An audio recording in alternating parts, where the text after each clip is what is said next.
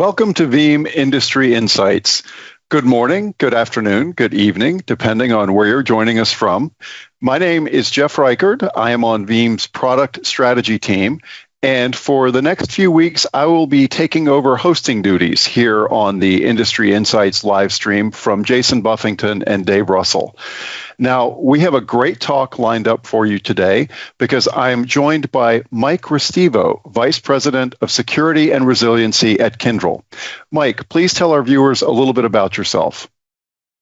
Great. Thank you, Jeff. Again, my name is Mike Restivo, and I'm the Vice President for Security and Resiliency for the United States for Kyndryl. I joined Kyndryl back in November of 2022. It was an amazing opportunity to come here and help grow this business and grow the brand. Before that, I spent over 20 years in cyber at consulting and managed security services organizations here in the United States. We've been making great traction with partners like yourself, growing our business and getting our brand out there. So again, thank you for the opportunity to speak with you today. Well, I'm really looking forward to taking advantage of your expertise and hearing more about what Kyndryl is seeing in the market when you discuss cyber resiliency with organizations. But to help frame the conversation, I know that frequent viewers of this live stream are aware that we love talking about Veeam research as sort of an intro and a good way to spark topics of conversation around this kind of issue, things like cyber resiliency and data security. I'll just share 3 data points from Veeam's 2 most recent survey projects that we've come out with. One is data protection trends that came out at the beginning of the year, and the other is our ransomware trends report that came out in May. The first stat that we'll share, when we asked in the data protection trends survey, 4,200 organizations globally, if they had been affected, if they had been hit by ransomware in the last 12 months, you'll see the stat that we got was that 85% answered yes. Now, that's worrisome because just 1 year ago, when we asked exactly the same question, that stat was 76% that had been hit by ransomware. So we've got a 9% increase. Obviously, the threat is becoming more pervasive. But if we shift gears and look at the second number here, and this comes from our ransomware trends survey, 1,200 organizations worldwide that were hit by ransomware in the last 12 months, we asked those organizations what percentage of you were able to recover your data without having to pay a ransom. And only 16% answered that they were able to get their data back without paying the criminals for the privilege of having their own data back. So we have not only more frequent attacks going on, but the attacks are getting worse in terms of the severity and the effect that they're having on organizations. Now, last stat also from ransomware trends, just in case anyone in your organization might still be thinking that paying a ransom is a good idea, let's take a look at the fact that 25% of the organizations that did pay the ransom, and that's the majority, still didn't get their data back after paying the ransom. Really, that's not a huge surprise, Mike, because the bad guys aren't optimized to give us our data back. They're optimized to take our data away from us and hold it for ransom. Now, you've been doing this for over 20 years. These numbers are not the way that things used to be. Can you tell us a little bit about what you're hearing when you talk with organizations about security and cyber resilience today? Absolutely. So over the past, I'd say, decade or so, my teams and I have been fortunate to be part of many forensic investigations and working with clients that are trying to solve problems and get the right tabletop exercises and services and solutions and partners in place to prepare for the inevitable. Over time, we've seen a lot of recurring themes, some of the standards that we're all familiar with, right? The human error factor, the credential theft. Earlier this week, one of the largest gaming organizations got impacted by a data breach. So we're seeing it as a constant, consistent threat to organizations. And then we see smishing, phishing, man-in-the-middle attacks, and then, of course, ransomware. So those themes recur year over year. But what we've seen growing on our end is really the attack surface is increasing. What do I mean by that? When you have an attack surface that increases, you're opening up more voids and more vulnerabilities for bad actors to take advantage of, right? So you figure you have your house and you put an addition on, and you've got windows open, you've got doors open. Those are opportunities for criminals to come in and take what they desire. On top of that, it is also the explosion of, I'd say, connected devices over the years. One of my previous employers, we ran a large mobility network, and we saw the explosion of those connected devices. On top of that, the increase and mainstay of BYOD and people working from home. I saw some data a couple months ago in regards to after the pandemic that we reached a peak of employees going back to corporate offices. And that number, give or take, was about 50% of what it was back in the day, right? So we've reached that plateau, and now it's going to stay consistent based on the data. So that work from home exposes risk for those remote users. And then for bad actors, for criminals, the ease of buying tools for attacks. You can even rent tools for attacks. There's all the dark web forums. Got a list of 8 to 10 that are really the mainstays that you can buy or rent these tools. So you have early in career criminal organizations that can make massive impacts by low cost buying or renting of these tools. And then finally, I call what you have the new auditors. What do I mean by that? That is the criminals auditing our customers and auditing businesses daily to look for risk. Yeah, absolutely. It's not just regulated industries anymore. Now the bad guys are basically auditing all of us all the time, looking for vulnerabilities. Yep. One of the interesting things, and this ties into what you've been doing for the past 20 years with teams and what you do now with Kyndryl on the security and resiliency side, is the lack of manpower that most organizations have to deal with this. You see different statistics. I looked again today before we had our talk, and the most recent stat that I've seen is that in North America alone, there are over 750,000 vacant cybersecurity roles in organizations in every vertical and of all sizes. And if you expand that out globally, because both Veeam and Kyndryl are global organizations, the number actually climbs to over 3.5 million. So at the same time as the attack surface is getting worse, the severity of attacks is getting worse, that we're seeing the volume of attacks getting worse, organizations are completely overwhelmed at this point. Is that what you're seeing when Kyndryl talks with organizations? Yeah, we are seeing that. We also see, customers go through the POV, the POC process of vetting platforms, vetting software, vetting hardware, vetting operators. And then they come to that decision of, okay, we're going to make this investment. This is the right decision for the business, for the program.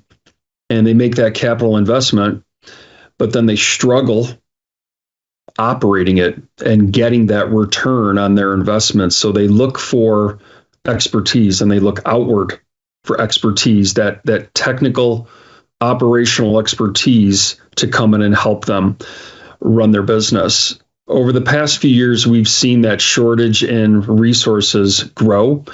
I think that's dropped a little bit recently with the change of the economy, but that's also been a good opportunity because we see more expertise available in the marketplace than we did relatively recently.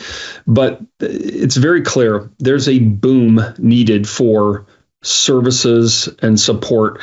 We saw this slow uptick over the past 4, 6, 8 years, but it is really taken off where customers need that expertise. And then retaining employees. It's hard for leaders across the globe to retain talent. He or she may be trained on that platform and got upskilled or certified on that platform, and then opportunity came up. He or she goes to another company for a base pay raise or some type of financial incentive, and they're left in the dark. So that's a risky moment for business, and that's where we come in and you guys come in and get them back on track and make sure that their brands and their reputations are protected. Yep, absolutely. So let's dig into that a little bit more. Obviously, there's a reason that folks pick up the phone and call Kyndryl to get involved in these conversations. You have the expertise, you have the personnel, you have the experience and vetted processes to get organizations on track in terms of their security and resiliency. Could you let us know what is Kyndryl's approach to tackling those conversations and getting organizations going where they need to? Yeah, absolutely. And I love that term you used, vetted, right? As I mentioned, our teams, we've been through a lot of different events over the years, and you learn from experience, right? When you have that experience, you have that intellectual capital and that knowledge to help customers in the future. So what we put together is what we call a blueprint. And this is something customers can leverage to improve their programs throughout the world. And there's 12 of them here. I'm going to point out a few of them that really resonate. First one is number 2. So continually test, consistently test. What we see customers do is they don't test often. And when they do, they may not be using the right scanning tools and methodologies and approach. When you leverage a services organization with that deep technical expertise and resources, we could help. So testing is critical for vulnerabilities and scanning and traditional pen testing. But what we see is customers get comfortable. We all do in our personal lives and in our professional lives. You get comfortable using the same company, the same organization. As a best practice, switch. Everyone has different ways of checking for voids. So that's a big one. Continually test, but switch it up on occasion. And then the next one I'll point out is number 4, and that's in regards to what is your minimum viable company? Do you really know what that is? And when I say minimum viable company, I mean it's the preparing, it's the planning, it's the acceptance of the worst case scenario or the what if scenario. What's your strategy? What's your tool set? What's your management plan that you have in place? Do you really know? We have a framework working alongside Veeam that can help make sure those T's are crossed and those I's are dotted to make sure that you have that minimum viable company extremely well defined versus assumptions. And then we test that. So that's critical. And then number 10, I'll end with number 10 here on this document, is know who to call. What we've seen in the past is there's plenty of incident response companies out there, right? There's a few leaders, but many are maturing to help compete against them. Then there's a lot of recovery choices. There's a lot of resiliency choices.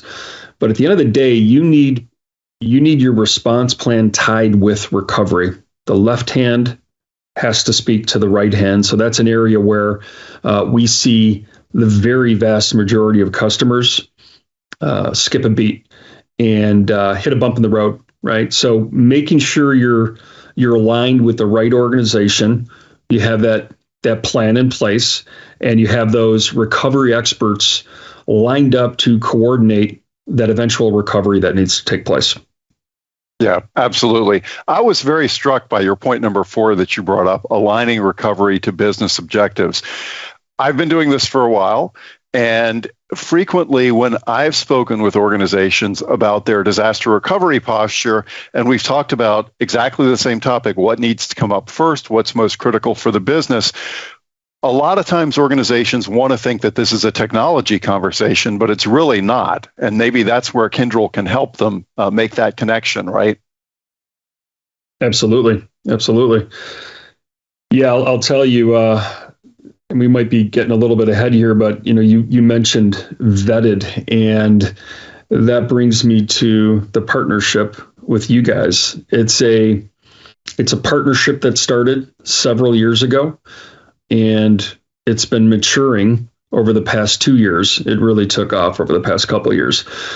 So we've vetted what works. We have proven methodologies together, and we have standard offerings versus making assumptions, right? And we have those references to prove that this is the best thing to do.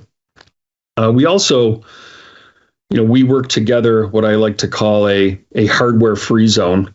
And what do I mean by that? I mean a fluid, an efficient way to meet our customers where they are at, right? We're the easy button together. So there's no friction to get a solution in place together as servicers. At the end of the day, our customers need help, right? And they are looking for exceptional technology, customer service, and operational expertise. And that's where the Veeam Kyndryl story really resonates with our customers in the market. Yep. I noticed another one of your points, and it ties into that freedom in terms of where data gets sent and how you implement a solution. Another one of your points is that you really have to do the homework to do the digital forensics and then secure the recovery to make sure that you don't introduce exploits back into the environment.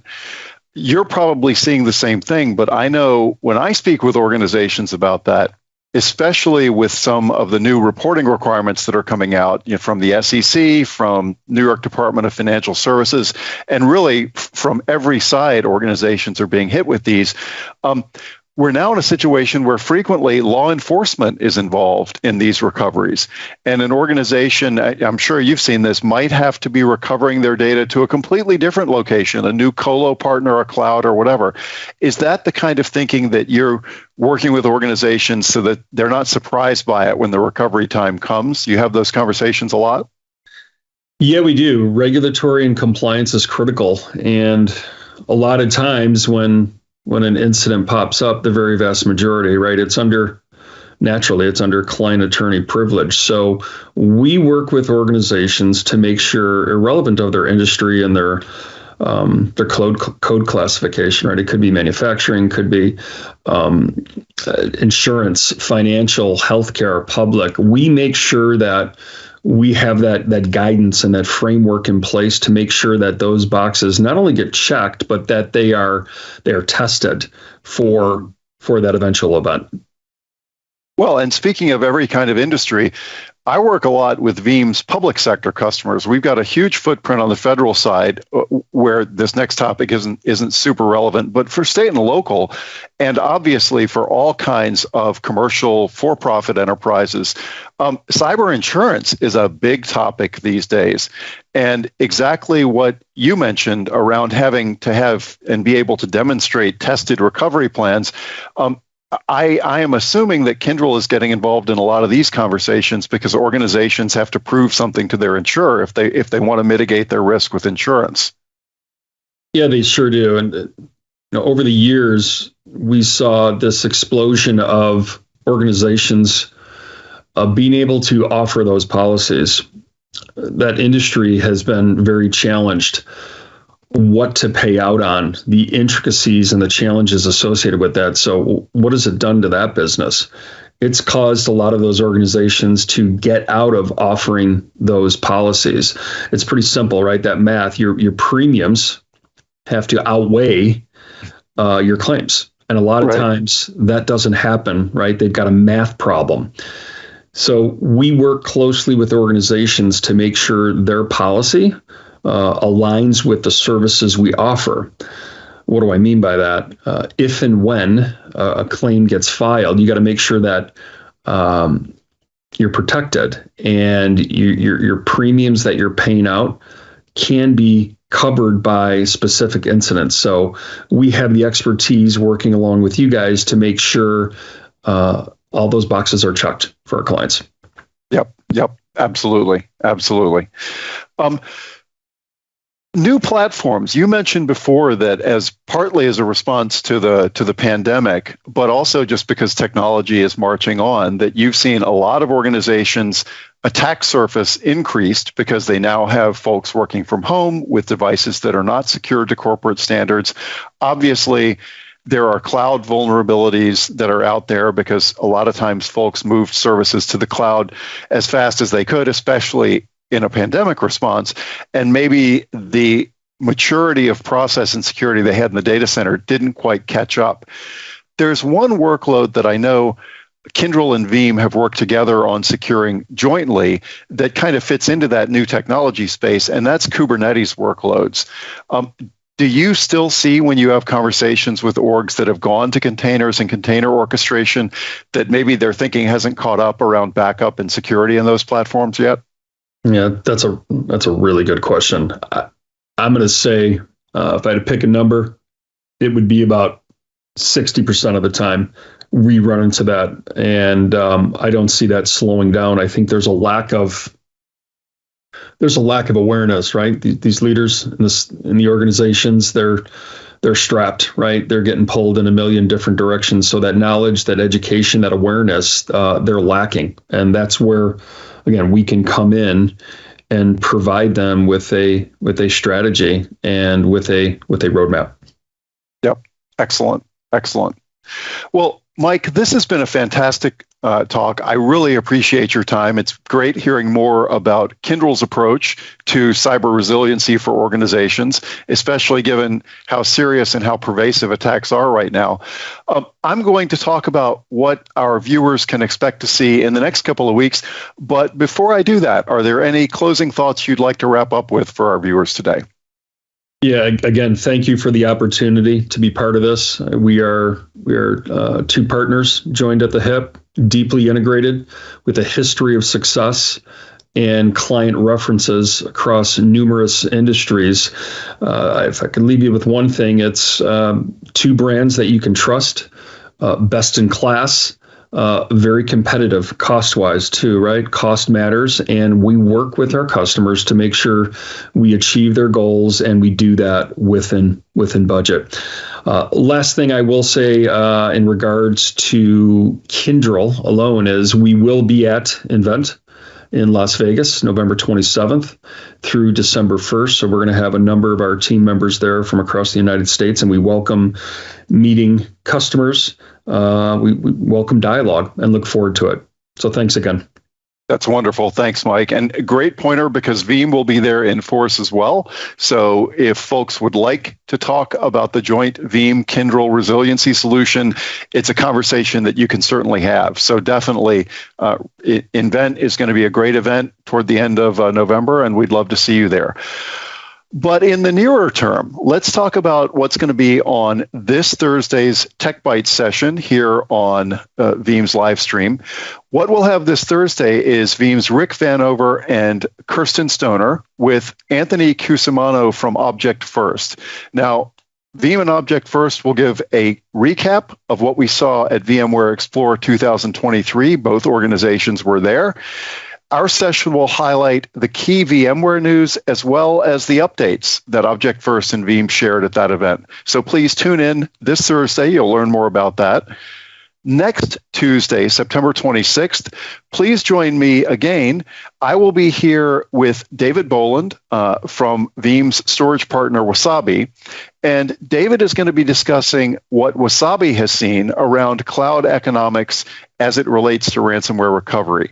They have seen big movements in customer cyber resiliency trends in the conversations they've been having in the last year. And if you join it, we'll go over those and you can see what the implications are for your security planning. So again, thanks very much for joining us. Thank you very much, Mike. Really enjoyed the talk today. Appreciate having you on. And folks, thanks for tuning in. We'll talk to you on Thursday at the same live stream.